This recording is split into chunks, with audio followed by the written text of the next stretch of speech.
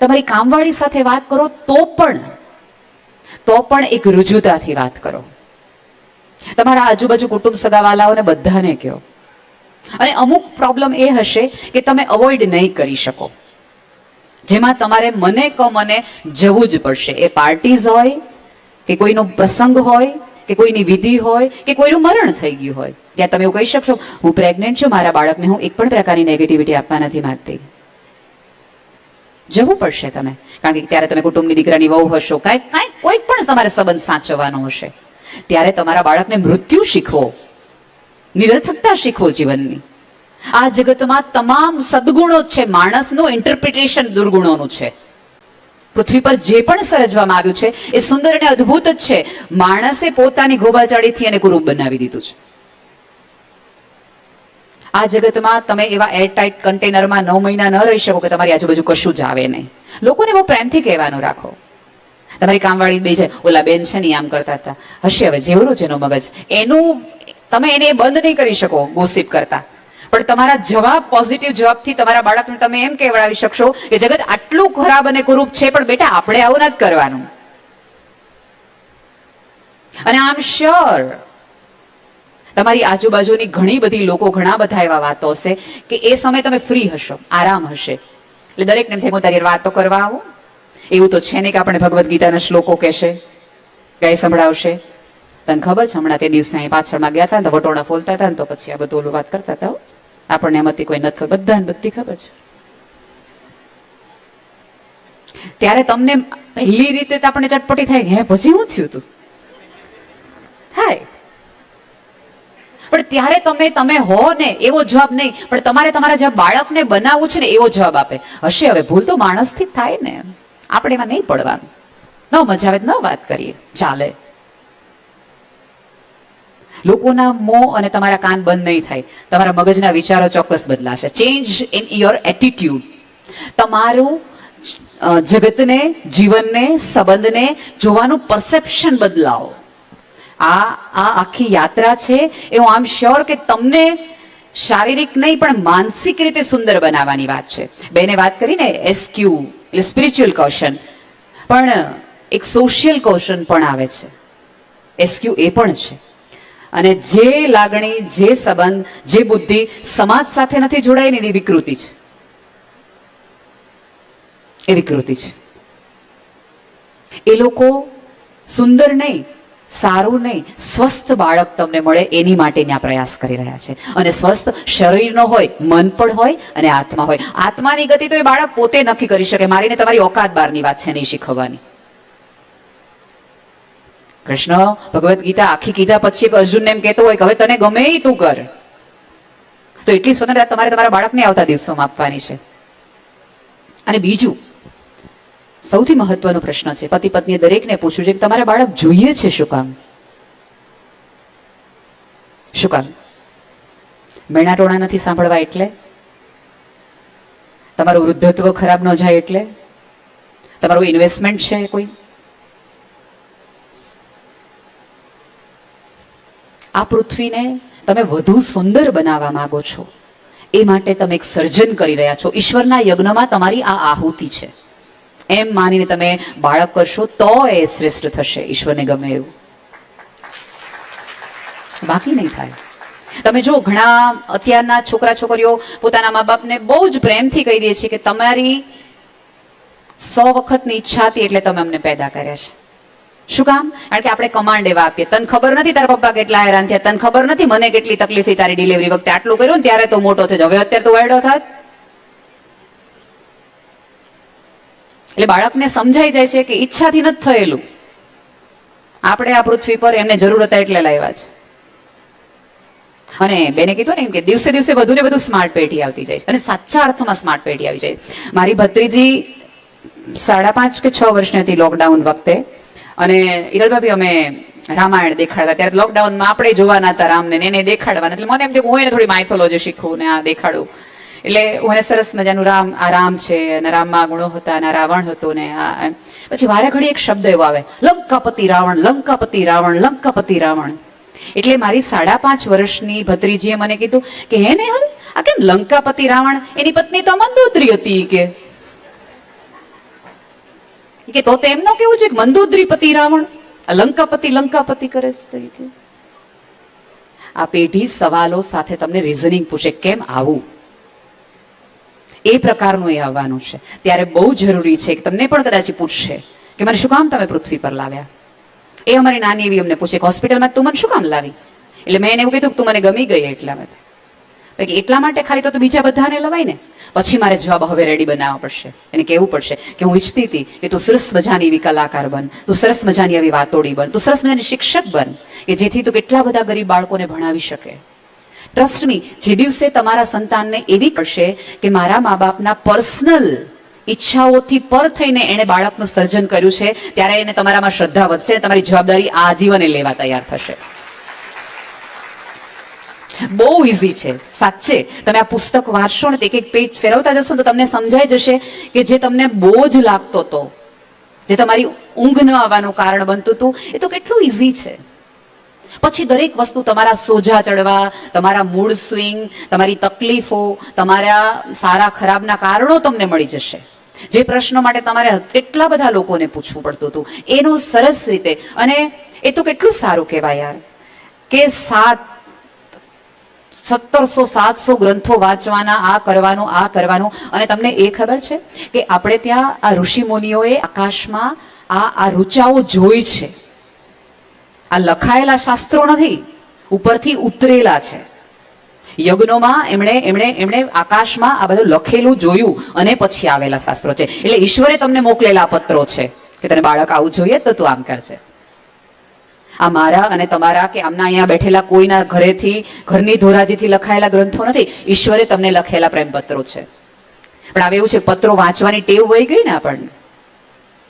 હવે ઉપરવાળો વોટ્સએપ કરે ને ગ્રુપ કોઈ બનાવે તો આપણે ઇનિશિયેટિવ લઈએ. એમણે એક બહુ સરસ આ ગ્રંથમાં એવું કીધું છે કે તમારા વોટ્સએપ ગ્રુપમાં તમે કેટલા બધા ગ્રુપમાં જોડાયેલા હશો, એ ગ્રુપમાં આટલું કહીને નીકળી જાઓ, લેફ્ટ થાવ.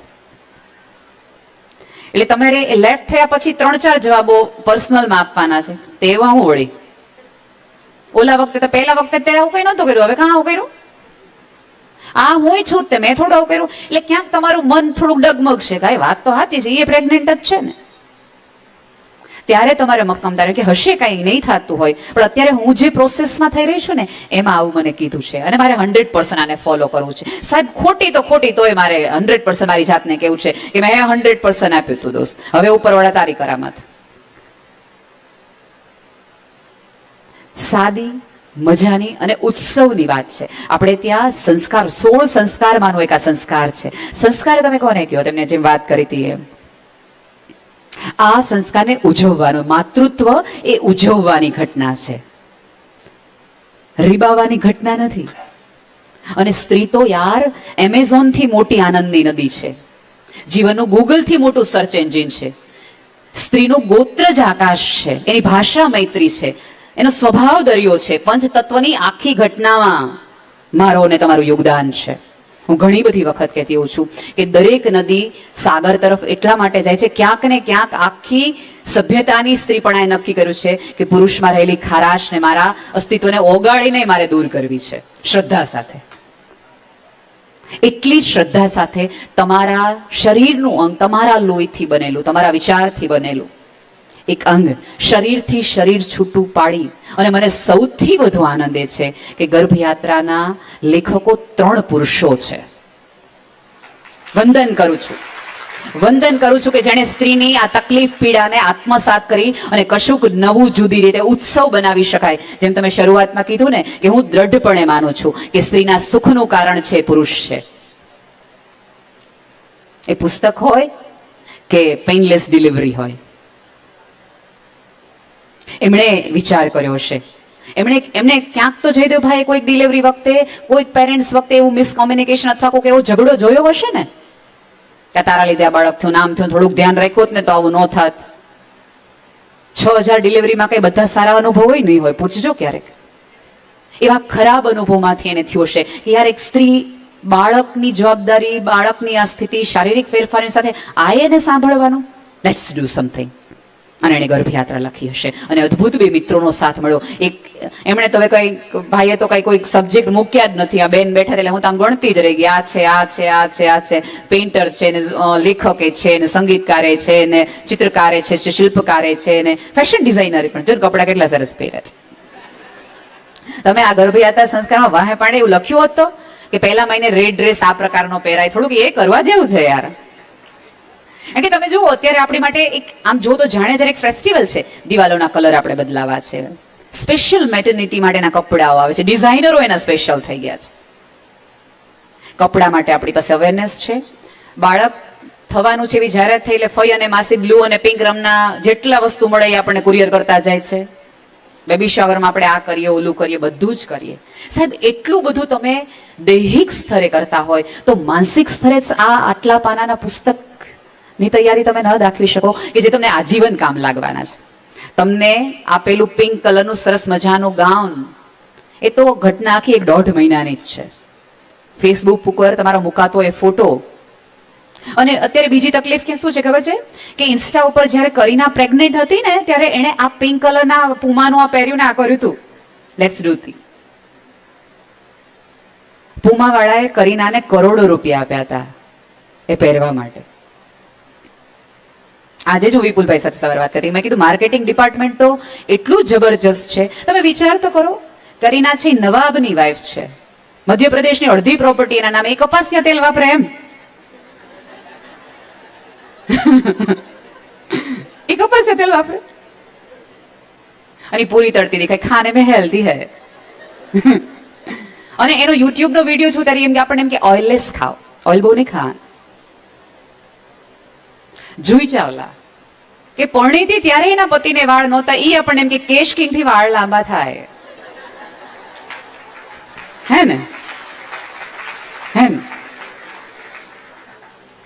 આપણે કોઈ પણ સોશિયલ મીડિયામાં આવતી સલાહને એટલી બધી સિરિયસલી લઈ લઈએ છીએ, એટલી બધી સિરિયસલી લઈ લઈએ છીએ, એટલું સિરિયસલી આપણે આપણા ગ્રંથોને નથી લેતા.